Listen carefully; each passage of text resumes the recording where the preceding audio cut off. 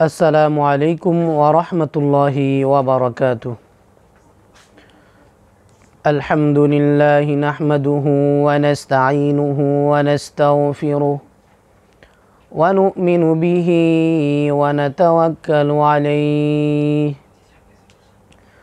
ওয়া নাউযু বিল্লাহি মিন শুরুরি আনফুসিনা ওয়া মিন সাইয়্যাতি আ'মালিনা। من يهده الله فلا مضل له ومن يضلل فلا هادي له وأشهد أن لا إله إلا الله وحده لا شريك له وأشهد أن سيدنا ومولانا محمدا عبده ورسوله الذي نزل الفرقان عليه ليكون للعالمين نذيرا وداعيا إلى الله بإذنه وسراجا منيرا. أما بعد فقد قال الله سبحانه وتعالى في كلامه المجيد والفرقانه الحميد. أعوذ بالله من الشيطان الرجيم. بسم الله الرحمن الرحيم. إن الله وملائكته يصلون على النبي يا أيها الذين آمنوا صلوا عليه وسلموا تسليما. اللهم صل على سيدنا مولانا محمد وعلى آل سيدنا مولانا محمد. اللهم صل على سيدنا مولانا محمد وعلى آل سيدنا مولانا محمد. بلغ العلا بكماله كشف الدجى بجماله حسنت جميع خصاله صلوا عليه وآله. بلغ العلا بكماله كشف الدجى بجماله حسنت جميع خصاله صلوا عليه وآله. আলহামদুলিল্লাহ, মহান আল্লাহ রব্বুল আলামিনের দরবারে অসংখ্য অগণিত শুকরিয়া আদায় করেছি, যিনি আমাদের সবাইকে কোরআনের মজলিসে এসে কোরআনের আলোচনা বলার এবং শোনার তৌফিক দান করেছেন। এজন্য আমরা মহান মনিবের দরবারে কালিমাতে শুকর আদায় করি, আলহামদুলিল্লাহ। আজকে আমরা কোরআন এবং হাদিসের আলোকে নামাজের গুরুত্ব নিয়ে, নামাজের তাৎপর্য নিয়ে আলোচনা করব ইনশাআল্লাহ। যে আলোচনাগুলো করা হবে, বলা হবে, আল্লাহ রাব্বুল আলামিন সেই কথাগুলো মনোযোগ দিয়ে শুনে আমাদের সবাইকে আমল করার তৌফিক দান করেন। সবাই বলি আমিন।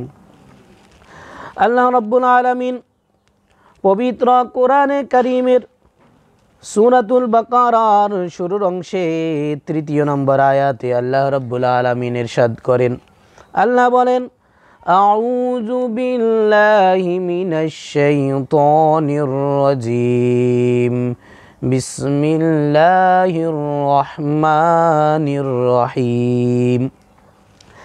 আল্লাযীনা ইউমিনুনা বিল গায়বি ওয়া ইউকিমুনাস সালাতা ওয়া মিম্মা রাযাকনাহুম ইউনফিকুন।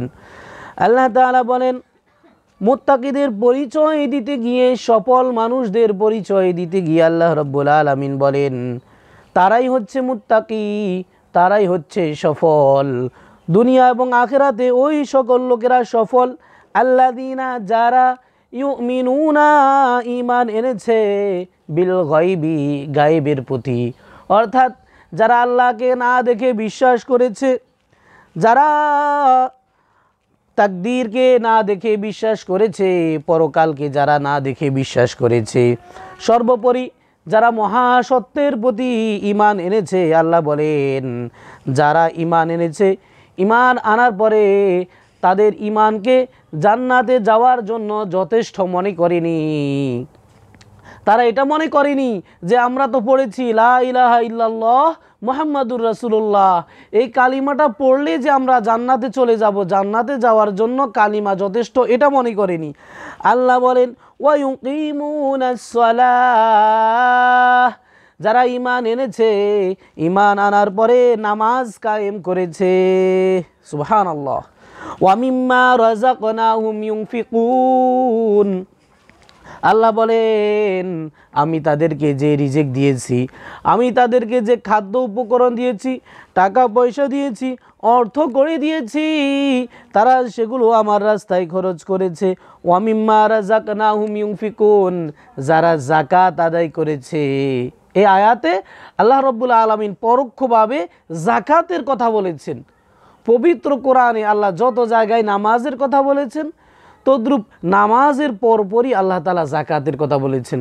আল্লাহ বলেছেন ওয়াকিমুস সালাহ, তোমরা নামাজ কায়েম করো, ওয়াতুজ যাকাহ, আর যাকাত প্রদান করো। এই দুইটা ইবাদত একটা আরেকটার সাথে আঙ্গাআঙ্গিভাবে জড়িত। সুবহানাল্লাহ। আপনি যদি নামাজ আদায় করেন, যাকাত না দেন, তাহলে আপনার নামাজটা কোনো কাজে আসবে না।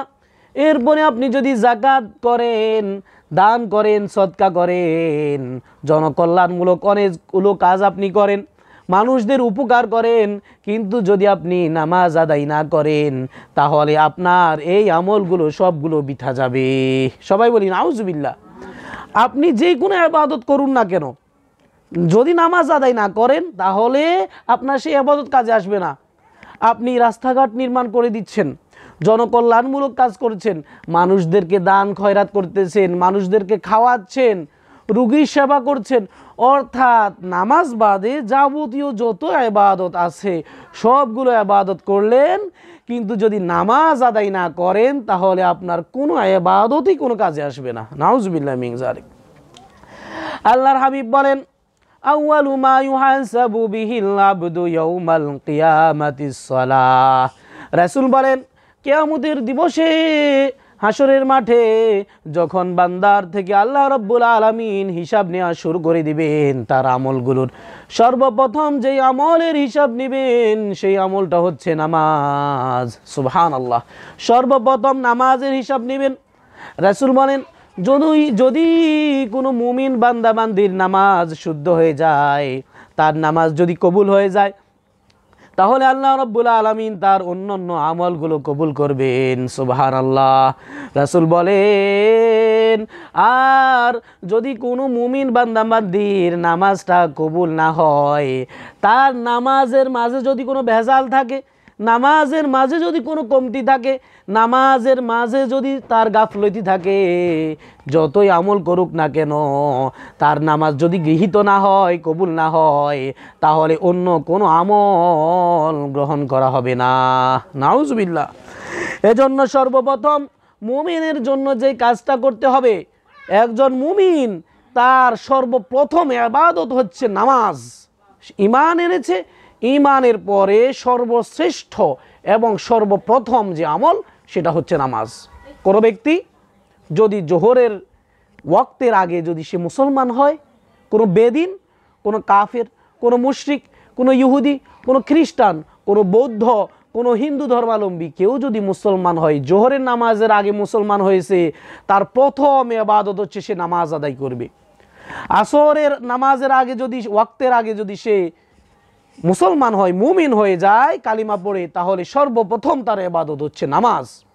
মাগরিবের আগে কেউ মুসলমান হয়েছে, তার সর্বপ্রথম যে ইবাদত, সর্বশ্রেষ্ঠ এবং সর্বপ্রথম যে কাজটা করতে হবে, সেটা হচ্ছে নামাজ। সুবহানাল্লাহ বিহামদি। এই জন্য রাসূল হাদিসে পাকের মাঝে ইরশাদ করেন বাইনাল আবদি ওয়া বাইনাল কুফরি তারকুস সালাহ। আল্লাহ রাসূল বলেন মুসলমান এবং বেঈমানের মাঝে পার্থক্য হচ্ছে নামাজ। কারণ যে মুসলমান সে নামাজ আদায় করবে, আর যে অমুসলিম যে বিধর্মী তাহলে সে নামাজ আদায় করে না। এমনকি রাসূলুল্লাহ সাল্লাল্লাহু আলাইহি সাল্লাম এক হাদিসের মাঝে ধমকি দিয়ে বলেন, রাসূল বলেন মান তারাকাস সালাতা মুতাআম্মিদান ফাকাদ কাফারা। রাসূল বলেন যে ব্যক্তি ইচ্ছাকৃতভাবে কোনো নামাজ ছেড়ে দিল, মান তারাকা যে ছেড়ে দিল, তরক করলো, সালাতা কোনো এক ওয়াক্তের নামাজ, ফাকাদ কাফারা, রাসূল বলেন যেমন নাকি সে কুফরি করেছে। নাউজুবিল্লাহি মিন যালিক। অর্থাৎ নামাজ পড়লে যে কেউ কাফের হয়ে যাবে, আমরা আহলুস সুন্নাত ওয়াল জামাত, আমাদের ওলামায়ে কেরাম, হক্কানি ওলামায়ে কেরাম, আমরা এটা বলি না যে কোনো ব্যক্তি নামাজ ছেড়ে দিলে বা নামাজ আদায় না করলে কাফের হয়ে যাবে, আমরা সেটা বলি না। তবে তার কবিরা গুনাহ হবে, সে মহাপাপী বলে গণ্য হবে। আল্লাহ রাব্বুল আলামিন আমাদেরকে 5 ওয়াক্ত নামাজ সময় মতো আদায় করার তৌফিক দান করেন, সবাই বলি আমিন। আল্লাহ রাব্বুল আলামিন কোরআনে কারীমের সূরাতুল বাকারায় আল্লাহ রাব্বুল আলামিন আরো ইরশাদ করেন, সূরাতুল বাকারার 21তম আয়াত, এই আয়াতে আল্লাহ রাব্বুল আলামিন বলেন ইয়া আইয়ুহান নাসু উবুদু রাব্বাকুমুল্লাযী খালাকাকুম ওয়াল্লাযীনা মিন ক্বাবলিকুম লাআল্লাকুম তাত্তাকুন। আল্লাহ বলেন ইয়া আইয়ুহান নাস, ও মানুষেরা, ও দুনিয়ার সকল মানুষ, উবুদু রাব্বাকুম, তোমরা তোমাদের রবের ইবাদত করো। আল্লাহ দুনিয়ার সকল মানুষদেরকে বলতেছেন। আল্লাহ এটা বলেননি যে হে মুসলমানরা তোমরা শুধু ইবাদত করো, হে খ্রিস্টানরা তোমরা করিও না, এমন নয়। আল্লাহ বলেছেন যত মানুষ এই দুনিয়াতে আসো, আমার জমিনে যারা বসবাস করবা, অবশ্যই আমার ইবাদত চলবে, আমার জমিনে আমার হুকুমত চলবে। সুবহানাল্লাহ। আল্লাহ বলেন ইয়া আইয়ুহান নাস, ও মানুষেরা, উবুদু রাব্বাকুম, তোমরা তোমাদের রবের ইবাদত করো, তোমরা তোমাদের মালিকের ইবাদত করো, যিনি তোমাদের সৃষ্টিকর্তা, যিনি তোমাদের পালনকর্তা, আল্লাযী খালাকাকুম, যিনি তোমাদেরকে সৃষ্টি করেছেন। শুধু তাই নয়, আল্লাহ বলেন ওয়াল্লাযীনা মিন ক্বাবলিকুম, শুধু যে তোমাদেরকে সৃষ্টি করেছেন এমন নয়, তোমাদের পূর্বে এই জমিনে যারা বসবাস করেছিল, এই পৃথিবীতে যারা বসবাস করেছিল, তিনি তাদেরকেও সৃষ্টি করেছেন। সুবহানাল্লাহ। আল্লাহর ইবাদত করলে কি লাভ হবে, উপকারটা কি হবে, আল্লাহ সেটাও বলে দিয়েছেন। এরপরের অংশে আল্লাহ বলেন লাআল্লাকুম তাত্তাকুন। আল্লাহ বলেন বান্দা তোমরা আমার ইবাদত করো, আমার দাসত্ব করো, আমার কথা মেনে চলো, আমার কাছে মাথা নত করো, আর আমার ইবাদত করলে পরে কি লাভ হবে, লাআল্লাকুম তাত্তাকুন, যেন তোমরা মুত্তাকি হতে পারো। আমার ইবাদত করলে তোমরা মুত্তাকি হবে, আমার ইবাদত করলে তোমরা খাঁটি মুমিন হয়ে যাবে। সুবহানাল্লাহি বিহামদিহি। আল্লাহ রাব্বুল আলামিন কোরআনে কারীমের সূরাতুল বাকারার 43 নম্বর আয়াতে এবং 45 নম্বর আয়াতে আল্লাহ বলেন ওয়া আকিমুস সালাতা ওয়া আতুজ যাকাতা ওয়ারকাউ মা'আর রাকিঈন। আল্লাহ বলেন ও আমার মুমিন বান্দা বান্দিরা, আল্লাহ বলেন ওয়া আকিমুস সালাহ, তোমরা নামাজ কায়েম করো। আল্লাহ এটা বলেন না যে তোমরা নামাজ পড়ো, আল্লাহ নামাজ পড়তে বলেন নাই, আল্লাহ বলছেন তোমরা নামাজ কায়েম করো। কায়েম করা শব্দের অর্থ হচ্ছে দাঁড় করানো, প্রতিষ্ঠা করানো। অর্থাৎ কোনো একটা বস্তু যে প্রতিষ্ঠা করতে গেলে একজনের দ্বারা সম্ভব হয় না, অনেকে মিলেই সেটাকে প্রতিষ্ঠা করতে হয়। আল্লাহ এজন্য বলেছেন যে নামাজ তোমরা কায়েম করো। শুধু একাকীভাবে নিজে নামাজ আদায় করবে এমন নয়, তুমি নিজেও নামাজ পড়বে এবং তোমার পরিবার পরিজনকেও নামাজের কথা বলবে। সুবহানাল্লাহি বিহামদিহি। একটা হাদিসে এসেছে আল্লাহ রাসূল সাল্লাল্লাহু আলাইহি ওয়াসাল্লাম বলেন মুরু আওলাদাকুম বিসসালাতি ওয়া হুম আবনাউ সাবঈ সিনিন। রাসূল বলেন ও আমার উম্মতেরা, তোমরা মনোযোগ দিয়ে শুনো, মুরু আওলাদাকুম বিসসালাতি ওয়া হুম আবনাউ সাবঈ সিনিন, তোমরা তোমাদের সন্তান সন্ততিদেরকে, তোমাদের ছেলে মেয়েদেরকে নামাজের হুকুম করো। মুরু, তোমরা তাদেরকে নামাজের নির্দেশ দাও, অর্ডার করো, আদেশ করো, নামাজ পড়তে বলো। ওয়াহুম আবনাউ সাবঈ সিনিন, যখন তাদের বয়স 7 বছরে উপনীত হয়, অর্থাৎ 7 বছর বয়স থেকে তাদেরকে নামাজের ট্রেনিং দাও, নামাজের প্রশিক্ষণ দাও, নামাজ শেখাও, নামাজের তাসবিহগুলো, নামাজের দোয়া দুরুদগুলো, নামাজের সূরা কেরাতগুলো তাদেরকে শিক্ষা দাও।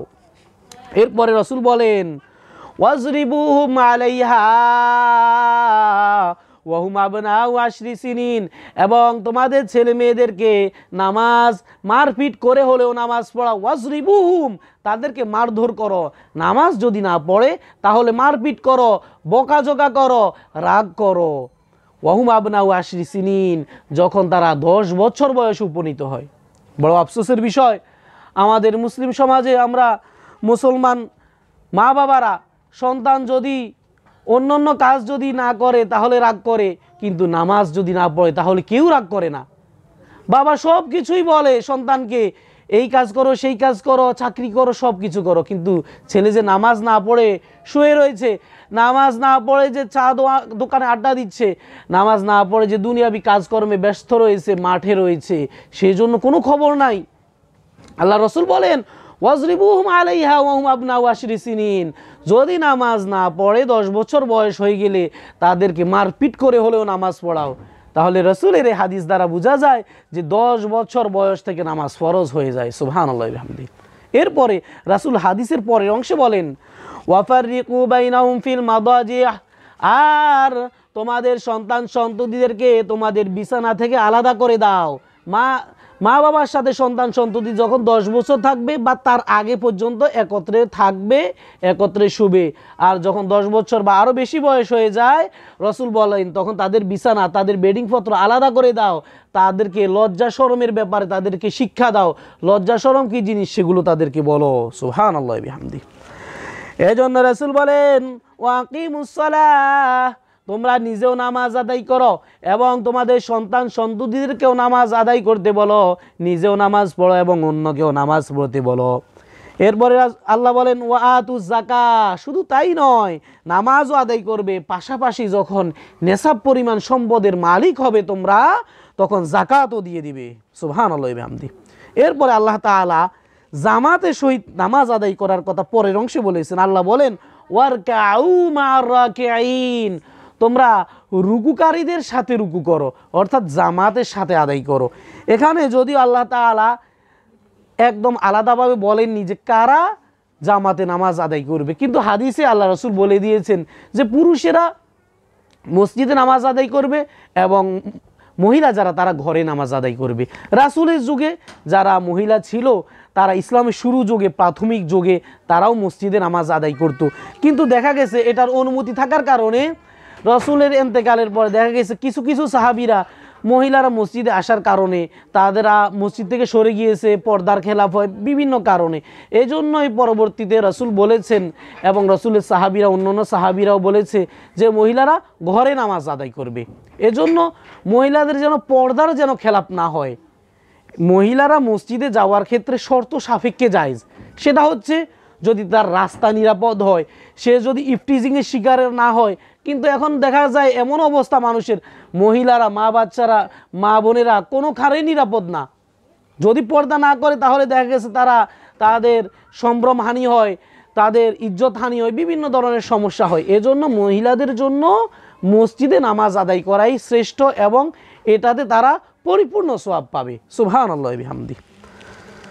আল্লাহ রাব্বুল আলামিন কোরআনে কারীমের সূরাতুল বাকারার 152তম আয়াতে এবং 153 নম্বর আয়াতে আল্লাহ রাব্বুল আলামিন বলেন ফাযকুরুনি আযকুরকুম ওয়াশকুরুলি ওয়ালা তাকফুরুন। আল্লাহ বলেন ও আমার বান্দারা, ফাযকুরুনি, তোমরা আমাকে স্মরণ করো, তোমরা আমার জিকির করো, আযকুরকুম, তাহলে আমিও তোমাদেরকে স্মরণ করব। সুবহানাল্লাহ। এখানে আল্লাহ জিকিরের কথা বলেছেন, আর এই জিকিরের মাঝে সর্বশ্রেষ্ঠ এবং সর্ব উত্তম জিকির হচ্ছে নামাজ। সুবহানাল্লাহি ওয়া বিহামদিহি। এটা ইনশাআল্লাহ আমরা আলোচনার পরে আলোচনা সাপেক্ষে আমরা কোরআন থেকে এটা দলিল প্রমাণ আমরা বের করব যে কোরআনেই আল্লাহ বলেছেন যে নামাজ হচ্ছে সর্বশ্রেষ্ঠ জিকির। এখানে আল্লাহ বলেছেন ফাজকুরুনি, বান্দা তোমরা আমাকে স্মরণ করো, আমার জিকির করো, আজকুরুকুম, তাহলে আমিও তোমাদেরকে স্মরণ করব। কিভাবে স্মরণ করব? আল্লাহ বলেন আমার সাথে যে ফেরেশতারা আছে, আমার নৈকট্যপ্রাপ্ত, আমার আরশে যারা বহন করে এই ফেরেশতারা, আমার কাছে যেসব ফেরেশতারা আছে, আমি তাদের সামনে বসে তাদেরকে নিয়ে তোমাদের কথা আলোচনা করব। সুবহানাল্লাহ বিহামদি। আল্লাহ রাসূল সাল্লাল্লাহু আলাইহি ওয়াসাল্লাম একটা হাদিসে বলেছেন, যখন দুনিয়ার কোনো মজলিসে কোনো মানুষেরা আল্লাহর কথা বলে আলোচনা করে, তাহলে আল্লাহ রব্বুল আলামিন আল্লাহর আরশে তার ফেরেশতাদের সামনে এই লোকদের কথা আলোচনা করে। সুবহানাল্লাহ। এমনকি রাসূল আরও বলেছেন, দুনিয়ার কোনো ঘরে কোনো একটা জায়গাতে কিছু মানুষ জড়সড় হয়ে আল্লাহর কথা বলে, আল্লাহ জিকির করে, রসুলের হাদিস নিয়ে আলোচনা করে, কোরআন নিয়ে আলোচনা করে, আল্লাহ রসুল বলেন তাদের চতুর্দিকে আল্লাহর রহমতের ফেরেশতারা বেষ্টন করে বসে যায়। সুবহানাল্লাহ। এবং রসুল আরও বলেছেন আল্লাহর পক্ষ থেকে সাকিনা নামক রহমত তাদের উপর বর্ষণ হতে থাকে। সুবহানাল্লাহ। আমরা যতক্ষণ পর্যন্ত এই মজলিসে আসি ততক্ষণ পর্যন্ত আমাদের এই আলোচনাগুলা, আমাদের এই কথাগুলা সবগুলো আল্লাহ জিকিরের অন্তর্ভুক্ত হয়ে যাচ্ছে। সুবহানাল্লাহ বিহামদিহি। এই জন্য আল্লাহ তাআলা একটা হাদিসে কুদসির মাঝে ইরশাদ করেন, আল্লাহ রাসূল বলেন যখন বান্দা আল্লাহর দিকে এক বিগত আগায় অগ্রসর হয়, বান্দা আল্লাহর দিকে দুই বিগত অগ্রসর হয়। সুবহানাল্লাহ। বান্দা যখন আল্লাহর দিকে এক হাত পরিমাণ অগ্রসর হয়, আল্লাহর রহমত বান্দার দিকে দুই হাত পরিমাণ অগ্রসর হয়। সুবহানাল্লাহ। রসুল বলেন বান্দা যখন আল্লাহর দিকে হেঁটে হেঁটে আসে, আল্লাহর রহমত বান্দার দিকে তখন দৌড়াইয়া যায়। সুবহানাল্লাহ। এজন্য সব সময় আল্লাহ জিকির করতে হবে। আর উত্তম জিকির যেটা, সেটা হচ্ছে নামাজ। আপনি নামাজ যদি না পড়েন, আপনার কোনো ইবাদত, আমরা যারা আপনারা সবাই শুনতেছেন সবার উদ্দেশ্যে বলতেছি, নামাজ হচ্ছে সবচেয়ে বড় ইবাদত। নামাজের মতো ইবাদত আর কোনো কিচ্ছু নাই। আল্লাহ তাআলা কুরআনে কারিমে বলেছেন, এরপরে আয়াতে আল্লাহ বলেছেন ওয়াশকুরুলি ওয়ালা তাকফুরুন, বান্দা আমার শুকর করো, আমার নেয়ামত পাইয়া আমার শুকর করো। আর শুকর কি? শুকর হচ্ছে আল্লাহ যেই কাজগুলো করতে বলেছেন সেই কাজগুলো করা, এবং যেগুলো থেকে ছাড়তে বলেছেন, দূরে থাকতে বলেছেন, সেগুলো ছাড়া, এটাই হচ্ছে প্রকৃত শুকর। এরপর আল্লাহ বলেন ওয়ালা তাকফুরুন, বান্দা অকৃতজ্ঞ হইও না। আল্লাহ বলেছেন বান্দা আমি তোমার যেই অবস্থাতে রাখি না কেন, যেই অবস্থাতে তুমি থাকো না কেন, তুমি সর্বাবস্থায় আমার শুকরিয়া আদায় করো। নেয়ামত পাইলো আলহামদুলিল্লাহ বলো, নেয়ামত না পাইলো আলহামদুলিল্লাহ বলো। নেয়ামত পাইলে বান্দা শুকর করো, আলহামদুলিল্লাহ বলো। নেয়ামত না পাইলে সবর করো, ধৈর্য ধারণ করো। সুবহানাল্লাহ বিহামদিহি। এরপরে আয়াতে আল্লাহ রাব্বুল আলামিন বলেন ইয়া আইয়ুহাল্লাযীনা আমানু, আল্লাহ বলেন ও ঈমানদার নারী পুরুষেরা, ইস্তাঈনু বিস-সাবরি ওয়াস-সালাহ। আল্লাহ বলেন ও আমার বান্দা বান্দিরা, তোমরা আমার কাছে নামাজের মাধ্যমে সাহায্য চাও। ইস্তাঈনু, তোমরা সাহায্য প্রার্থনা করো, বিস-সাবরি, ধৈর্যের মাধ্যমে, ওয়াস-সালাহ, এবং নামাজের মাধ্যমে। আমরা দুনিয়াতে যারা আছি, আমরা বিপদ মুক্ত কেউ নাই, সমস্যা মুক্ত কেউ নাই। আমাদের জীবনে পারিবারিক সমস্যা, ব্যক্তিগত সমস্যা, সামাজিক সমস্যা, বিভিন্ন ধরনের সমস্যা, রোগ শোক আমাদের আছে। কারণ এটা হচ্ছে দুনিয়া। দুনিয়াতে আমরা যতদিন থাকবো ততদিন আমাদের রোগ থাকবে, শোক থাকবে, বালা মুসিবত থাকবে, এবং এরই মাধ্যমে আল্লাহ আমাদের গুনাহগুলো মাফ করে দিবেন। সুবহানাল্লাহ বিহামদিহি। এজন্য কি করতে হবে? রোগ শোকে বিপদে আপদে আল্লাহ বলছেন ইস্তাঈনু, বান্দা আমার কাছে সাহায্য চাও। কিভাবে চাইবা? বিস-সাবরি, সবরের মাধ্যমে, ধৈর্যের মাধ্যমে। বিপদ আসছে, হতাশা হওয়া যাবে না, কারণ উপর আল্লাহ মালিক একজন আছে। আমার মালিক আমাকে দেখতেছেন, কেউ আমাকে না দেখুক, আমার বিপদে কেউ আগাইয়ে না আসুক, আমার মালিক রব্বুল আলামিন অবশ্যই আমার বিপদে আগাইয়ে আসবে। সুবহানাল্লাহ বিহামদিহি। আল্লাহ বলেছেন ইস্তাঈনু বিস-সাবর, বান্দা বিপদে পড়ছো, সবর করো, ধৈর্য ধারণ করো, তুমি চুপ করে থাকো, আমি আল্লাহই তোমাকে সাহায্য করব। ওয়াস-সালাহ, এবং কি করবা? নামাজ আদায় করবা। বিপদে পড়েছো, আল্লাহ বলেছেন নামাজে দাঁড়িয়ে যাও, অজু করে নামাজে দাঁড়িয়ে যাও। বিপদে পড়েছো, নামাজে দাঁড়িয়ে যাও। সমস্যায় পড়েছো, অজু করে নামাজে দাঁড়িয়ে যাও। রোগ শোকে পড়েছো, রোগ হয়েছে মারাত্মক রোগের রুগী তুমি, এমন রোগ কাছের কাউকেও বলতে পারতেছো না, বন্ধু বান্ধবকেও বলতে পারতেছো না, ডাক্তার কবিরাজকেও বলতে পারতেছো না। আল্লাহ বলেন যত অবস্থায় তোমার হোক না কেন বান্দা নামাজে দাঁড়াইয়া যাও, আমি আল্লাহ তোমাকে সাহায্য করবো। সুবহানাল্লাহি ওয়া বিহামদি। আমরা যদি সাহাবায়ে কেরামের জীবনী ইতিহাসগুলা ঘাটাঘাটি করি, আমরা দেখি যে সাহাবায়ে কেরাম অর্থাৎ সাহাবী বলা হয় যারা রাসূলকে ঈমানের সাথে দেখেছে, রাসূলের সঙ্গী, রাসূলের সাথী, বন্ধু বান্ধব যারা ছিল তাদেরকে সাহাবী বলা হয়। তাদের জীবন কীরকম ছিল? যখন তারা কোনো বিপদে পতিত হতো, কখনো কোনো যদি তারা সমস্যায় পতিত হতো, তারা সঙ্গে সঙ্গে উজু করে তারা নামাজে দাঁড়িয়ে যেত এবং নামাজের মাধ্যমে তারা আল্লাহর কাছ থেকে তাদের সকল সমস্যার সমাধান করে নিতেন। সুবহানাল্লাহি ওয়া বিহামদিহি। আল্লাহ রাব্বুল আলামিন আমাদেরকে বোঝার তৌফিক দান করেন, সবাই বলি আমিন। এরপরে আল্লাহ রাব্বুল আলামিন আয়াতের পরের অংশে বলতেছেন ইন্নাল্লাহা মা'আস সাবিরিন, নিশ্চয় আল্লাহ তাআলা যারা ধৈর্যশীল তাদের সাথে আছেন। সুবহানাল্লাহি ওয়া বিহামদিহি। যে ধৈর্য ধারণ করে, বিপদে পড়ার পরে যে সবর করে, তার সাথে অবশ্যই আল্লাহ আছে। আমরা এক হাদিসে দেখতে পাই রাসূলুল্লাহ সাল্লাল্লাহু আলাইহি সাল্লামের জামানাতে দুজন সাহাবীর মাঝে একটু কথা নিয়ে কাটাকাটি হয়েছিল। তখন একজন সাহাবী বা অন্য একজন ব্যক্তি তাকে এরকম কিছু বলতেছে, সাহাবী এবং অন্য একজন ব্যক্তি কিছু বলতেছে, তখন ওই সাহাবী চুপ করে রইল, ধৈর্য ধারণ করলো, কিছু বলতেছে না, ওই লোকটা তাকে গালমন্দ করতেছেই। এরপরে যখন সাহাবী লোকটা যখন তার প্রতি উত্তর দিবে, রাসূল কিন্তু অন্য দিক থেকে দেখে দেখে মুস্কি হাসতেছে। সুবহানাল্লাহি ওয়া বিহামদিহি। রাসূল দেখতেছে যে এই লোকগুলা কি করতেছে। যখন রাসূল দেখলো যে সাহাবী তখন তার প্রতি উত্তর দিবে, রাসূল তখন আগাই আসলো ওই জায়গায়। রাসূল এসে বলতেছে তোমাকে যে এই লোকটা এতক্ষণ গালমন্দ করেছে, গালি দিয়েছে, বকাঝকা করেছে, তুমি যে চুপ করে রইছো, তোমার পক্ষ হইয়া একজন ফেরেশতা তার এই কথাগুলোর পাল্টা জবাব দিচ্ছে। সুবহানাল্লাহি ওয়া বিহামদিহি। আর যখন তুমি উত্তর দেওয়া শুরু করছো, তখন এই জায়গায় থেকে ফেরেশতা চলে গিয়ে শয়তান এসে গেছে, তাই জন্য এ কারণে আমি এখানে এসে গেছি, আমি আশায় আমাকে দেখে শয়তানও এখান থেকে পালিয়ে গেছে। সুবহানাল্লাহি ওয়া বিহামদিহি। এজন্য যখন আপনি বিপদে পড়েন, যে কোনো সমস্যায় পড়েন, কারোর সাথে ঝগড়াঝাটি, কথাবার্তা কাটাকাটি বা যে কোনো সমস্যা হয়েছে, আপনাকে যদি কেউ কিছু বলে, আপনি যদি চুপ করে থাকেন, আপনার পক্ষ হয়ে ফেরেশতাই কথাগুলোর জবাব দিয়ে দিবে। সে যদি আপনাকে গালি দেয়, আপনি গালি দিলেন না, ফেরেশতা তাকে বলেছে যে তুমি এটা, ফেরেশতা যা বলে সেটাই আল্লাহ তাআলা কবুল করে নেন। সুবহানাল্লাহি ওয়া বিহামদিহি। এজন্য আল্লাহ বলেছেন ইন্নাল্লাহা মা'আস সাবিরিন, যারা ধৈর্যশীল আল্লাহ তাআলা তাদের সাথে আছেন। সুবহানাল্লাহ। আল্লাহ রাব্বুল আলামিন কোরআনে কারিমে সূরাতুল বাকারার 45 নম্বর আয়াতে আল্লাহ বলেন ওয়াস্তাঈনু বিস-সাবরি ওয়াস-সালাহ, ও আমার বান্দারা তোমরা আমার কাছে সাহায্য চাও সবরের মাধ্যমে, ধৈর্যের মাধ্যমে এবং নামাজের মাধ্যমে। এরপরে ওয়া ইন্নাহা লাকাবীরাতুন ইল্লা আলাল খাশিয়িন, আল্লাহ বলেন এই নামাজ আদায় করা, নামাজ পড়াটা এটা অনেক কষ্টের বিষয়। ওয়া ইন্নাহা, এই কাজটা নামাজ আদায় করা, লাকাবীরাতুন, কাবীরা শব্দের অর্থ হচ্ছে অনেক বড়, এটা অনেক কঠিন, এটা বোঝার মতো। ইল্লা আলাল খাশিয়িন, যারা আল্লাহকে ভয় করে তারা ছাড়া। সুবহানাল্লাহি ওয়া বিহামদিহি। অর্থাৎ যারা আল্লাহকে ভয় করে, আল্লাহর কথা মেনে চলে, যারা মুত্তাকি, তাকওয়াবান, খাঁটি মুমিন, তাদের জন্য নামাজ আদায় করা কোনো কষ্টই না।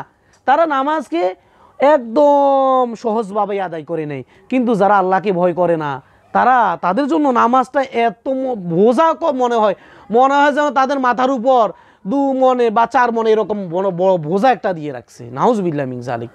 দেখবেন আপনারা খেয়াল করবেন কত মানুষ সারাদিন কাজ করে, লোকটা সারাদিন মাঠে এই চৈত্র মাসের রোদের ভিতরে সারাদিন কাজ করতেছে, মাঠে কাজ করতে করতে তার শরীরটা কালো হয়ে গেছে, খেতে কাজ করতেছে, মাঠে কাজ করতেছে, ফসলের কাজ করতেছে, মাটি কাটতেছে, বিভিন্ন ধরনের কাজ যারা করে, পেশাজীবী লোক, সব কাজ সে করতে পারে, কিন্তু ওযু করে 2 রাকাত নামাজ পড়া এটা কিন্তু তার ভাগ্যে জুটে না। এটা কিন্তু তার কাছে খুবই কষ্টকর মনে হয়। আর কষ্ট কেন মনে হয়? শয়তান তখন তাকে চেপে ধরে, শয়তান তখন তার হাত পা সবগুলা চেপে ধরে যেন নামাজ না পড়ে। কারণ কি, নামাজ পড়লে তো এই লোকটা মুত্তাকি হয়ে যাবে, নামাজ পড়লে তো এই লোকটা জান্নাতে চলে যাবে। এজন্য শয়তান পা চেপে ধরে রাখে, হাত চেপে ধরে রাখে যেন জান্নাতে না যাইতে পারে। আল্লাহ তাআলা আমাদেরকে শয়তানের কুমন্ত্রণা থেকে হেফাজত করেন, সবাই বলি আমিন।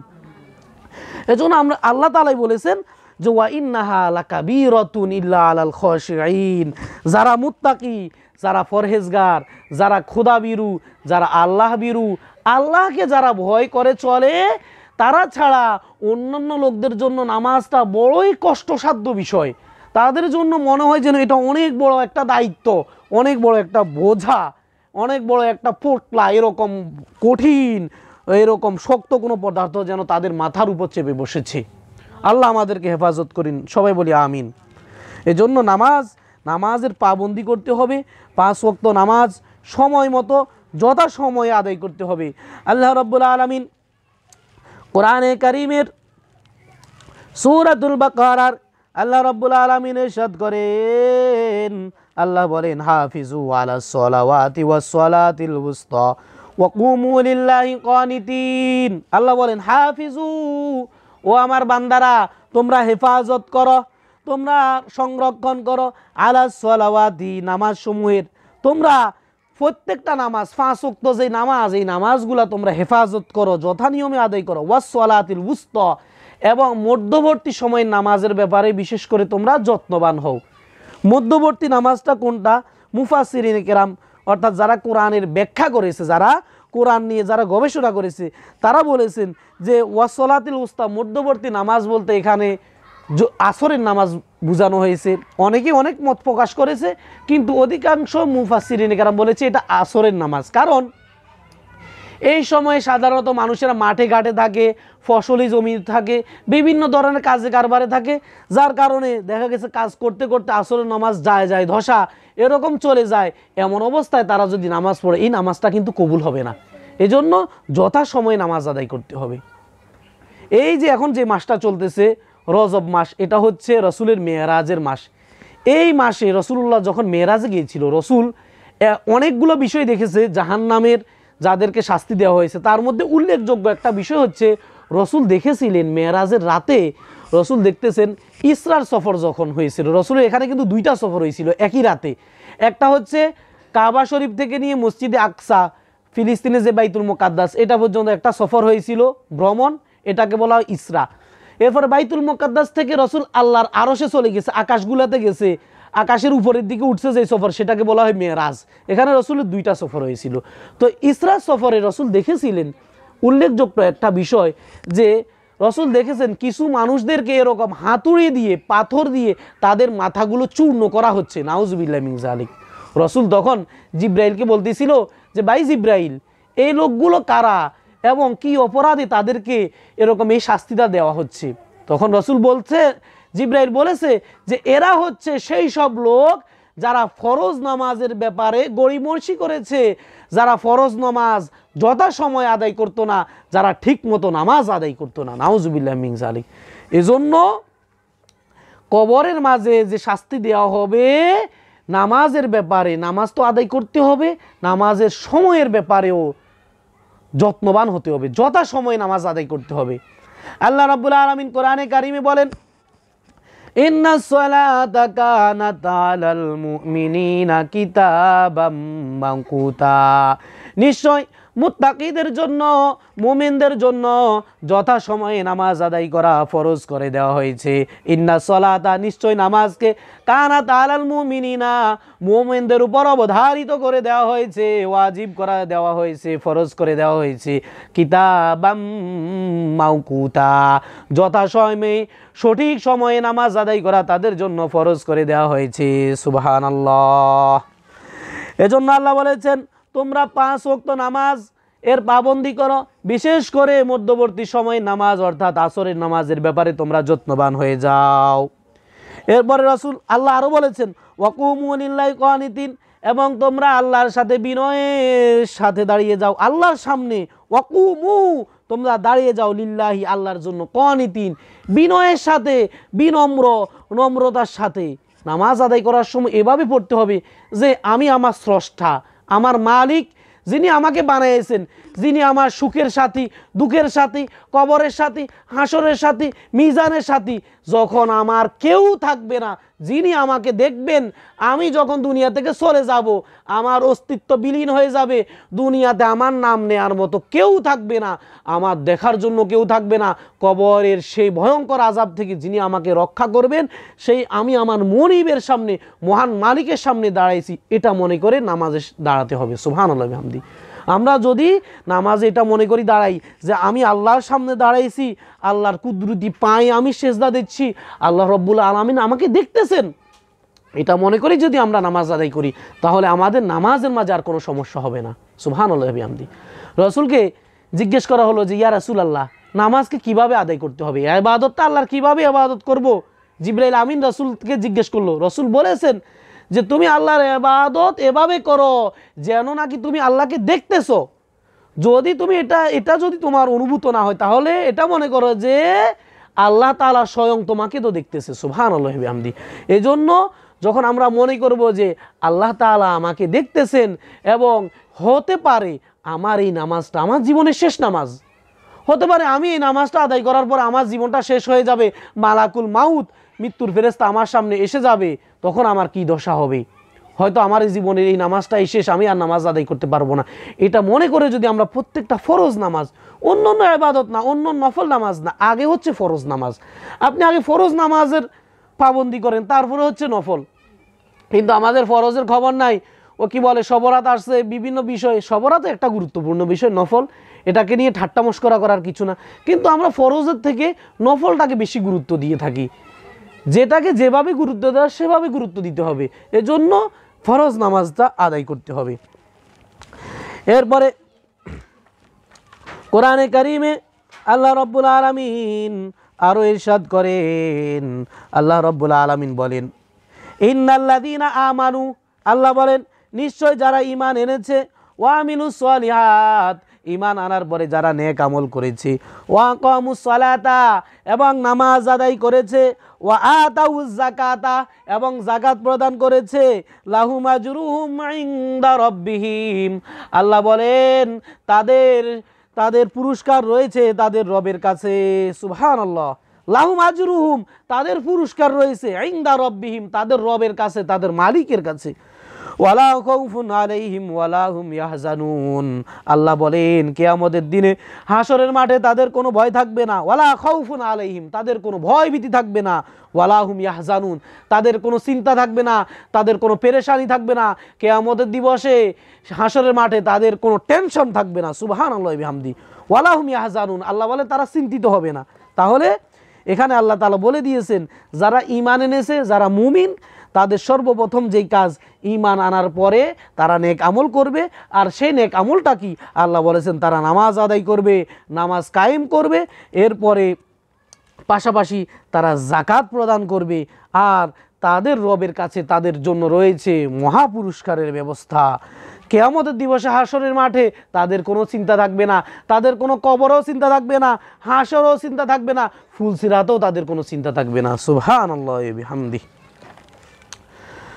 আল্লাহ রাব্বুল আলামিন কোরআনে কারিমে আরো ইরশাদ করেন, আল্লাহ বলেছেন ফাইজা কাযাইতুমুস সালাহ, সূরাতুন নিসার 103 নম্বর আয়াত। এই আয়াত আল্লাহ বলেন ফাইজা কাযাইতুমুস সালাহ, আল্লাহ বলেন ও আমার বান্দারা, যখন তোমরা নামাজ আদায় করে ফেলো, যখন তোমরা নামাজ শেষ করো, ফাজকুরুল্লাহ, তোমরা আল্লাহর জিকির করো, কিয়ামান ওয়া কুউদান ওয়া আলা জুনুবিকুম। কিভাবে আল্লাহ জিকির করবা? আমরা যারা মানুষ রয়েছি, সাধারণত আমাদের থাকা, আমাদের দুনিয়াতে বসবাস করার 3টা মাধ্যম, আল্লাহ সেটা বলেছেন। হয়তো কোনো মানুষ দাঁড়িয়ে থাকবে, অত এই লোকটা বসে থাকবে, অথবা শুয়ে থাকবে। বাজারে গেলে এই লোকটা হয়তো হেঁটে হেঁটে যাবে, অথবা বসে থাকবে, অথবা ঘরে আমরা শুয়ে থাকবো। আল্লাহ সেটাই বলেছেন যে বান্দা তোমরা আমাকে স্মরণ করো, আমার জিকির করো। কিভাবে করবা? কিয়ামাউ, তোমরা দাঁড়িয়ে দাঁড়িয়ে আমার জিকির করবা, ওয়া কুউদা, বসে বসে যখন বসে থাকবা, বান্দা কোনো কাজ নাই, দোকানে কাস্টমার নাই, ঘরে যদি কোনো কাজ না থাকে, দেখতেছো দোকান করতেছো, এখন কোনো কাস্টমার আসে নাই, তুমি বসে রয়েছো একাকী, কোনো কিছু করার নাই, বসে বসে জিকির করো, সুবহানাল্লাহ, আলহামদুলিল্লাহ, আল্লাহু আকবার জিকির করো, লা ইলাহা ইল্লাল্লাহ পড়ো, দুরূদ শরীফের আমল করো। আল্লাহ বলেন নামাজ হয়ে গেছে বান্দা, নামাজ আদায় করেছো, তখন নামাজ আদায় করার পরে আমার জিকির করো, কিয়ামা দাঁড়াইয়া দাঁড়াইয়া জিকির করো, ওয়া কুউদা বসে বসে আমার জিকির করো। তুমি ঘরে মা বোনেরা যারা শুনতেছেন খেয়াল করে শুনেন, ঘরে কাজ করতেছেন, রান্না বান্না করতেছেন, তরকারি কুটতেছেন, সবজি কুটতেছেন, বসে বসে আল্লাহ জিকির করো। আল্লাহ বলেছেন ওয়া কুউদা, ও আমার বান্দা বান্দিরা বসে বসে আমার জিকির করো। ও আলা জুনুবিকুম, আল্লাহ বলেন বান্দা যখন শুয়ে আসো, তোমার ঘুম আসতেছে না, ঘুম আসে না, আমাকে স্মরণ করো, একটু চিন্তা করো, বালিশে মাথা রাখি চিন্তা করো যে একদিন তো তোমাকে আমার সামনে দাঁড়াতে হবে। আল্লাহ বলেন ওয়াকুদা, বসে বসে আমাকে স্মরণ করো। ওয়ালা জুনুবিকুম, শুয়ে আসো তখনও আমার জিকির করো। সুবহানাল্লাহ। তাহলে সর্বাবস্থায় আল্লাহ বলেছেন বান্দা নামাজ তো আদায় করবা, এটাকেও যথেষ্ট মনে করবা না, এরপরে তুমি জিকির করো। আর লাভটা কি হবে? আল্লাহ রাসূল বলেন বান্দা জান্নাতে যখন যাবে, জান্নাতে যাওয়ার পরেও একটা বিষয়ে বেশি চিন্তা আফসোস করবে, বান্দা আফসোস করবে, তখন বলবে আরে দুনিয়াতে কেন 2টা রাকাত নামাজ আরো বেশি পড়লাম না, কেন সুবহানাল্লাহ আরেকবার বেশি পড়লাম না, কেন আলহামদুলিল্লাহ আরেকটা বেশি পড়লাম না, কেন দান খয়রাত আরেকটু বেশি করলাম না। এটা রাসূল সহিহ হাদিস দ্বারা প্রমাণিত। রাসূল বলেছেন দুনিয়াতে কোনো একটা মজলিস হলো, কিছু মানুষ জড়সড় হলো, কথাবার্তা বললো, তারা অনেক বিষয় নিয়ে আলোচনা করলো, সামাজিক বিষয়, পারিবারিক বিষয়, রাজনৈতিক বিষয়।